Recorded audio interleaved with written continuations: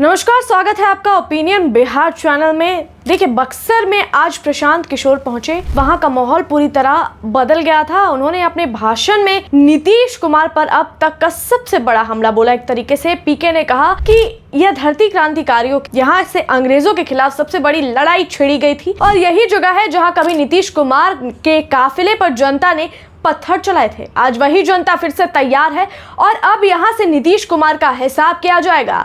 पीके ने नीतीश कुमार की सरकार पर कई आरोप लगाते हुए कहा कि बिहार के लोग आज ठगा हुआ महसूस कर रहे हैं। उन्होंने छात्रों, नौजवानों और आम जनता की समस्याओं को सामने रखा और कहा कि बिहार को जानबूझकर पिछड़ा रखा गया है। नौजवान नौकरी की तलाश से बाहर भागते हैं, किसान अपनी उपज का सही दाम नहीं पा रहे हैं और शिक्षा, स्वास्थ्य की हालत दिन ब दिन खराब होती जा रही है। पीके का कहना था कि नीतीश कुमार ने इतने साल सत्ता में रहने के बाद भी बिहार को यह पहचान नहीं दिलाई जिसकी वह हकदार थे। तमिलनाडु के मुख्यमंत्री स्टालिन पर भी पीके ने निशाना साधा। उन्होंने कहा कि जब तमिलनाडु में बिहार के बच्चों को पीटा जा रहा था, जब मजदूरों को अपमानित किया जा रहा था, उस समय स्टालिन चुप क्यों थे? उन्होंने बिहारियों की पीड़ा पर एक शब्द क्यों नहीं बोला? आज जब चुनाव का वक्त आया है तो वोट मांगने बिहार पहुंच रहे हैं। पीके ने इसे बिहारियों के मुंह पर तमाचा मारा और कहा कि जनता को यह अपमान कभी भूलना नहीं चाहिए। नीतीश कुमार के मंत्री श्रवण कुमार पर हाल ही में हुए हमले का जिक्र करते हुए पीके ने कहा कि सरकार को अब यह समझना चाहिए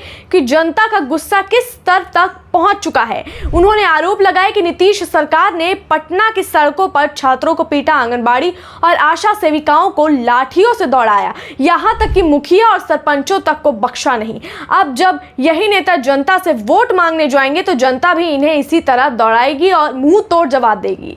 पीके ने साफ कहा कि बिहार की जनता अब चुप नहीं बैठेगी। उन्होंने लोगों से अपील की कि वे अपने बच्चों के भविष्य और राज्य की इज्जत के लिए आगे आए।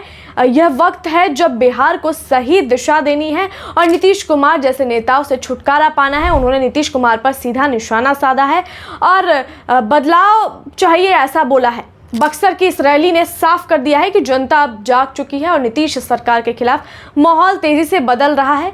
पीके का यह अंदाज लोगों को खूब भा गया। एक तरीके से उन्होंने अपने पूरे भाषण में बिहारियों की अस्मिता, रोजगार और सम्मान की बात कही है। उनके शब्दों में गुस्सा भी था और दर्द भी, लेकिन सबसे ज़्यादा उम्मीद थी कि बदलाव होगी। इस बक्सर की धरती से दी गई यह चुनौती अब पूरे बिहार में गूंजने लगी है और यह कहना गलत नहीं होगा कि पीके ने नीतीश कुमार की नींद हराम कर दी है। अब देखते हैं इस पे आगे और क्या कुछ प्रतिक्रियाएं सामने आती है जो प्रशांत किशोर ने बोला है। तब तक के लिए ऐसे ही खबरों के लिए आप बने रहिए हमारे चैनल ओपिनियन बिहार के साथ।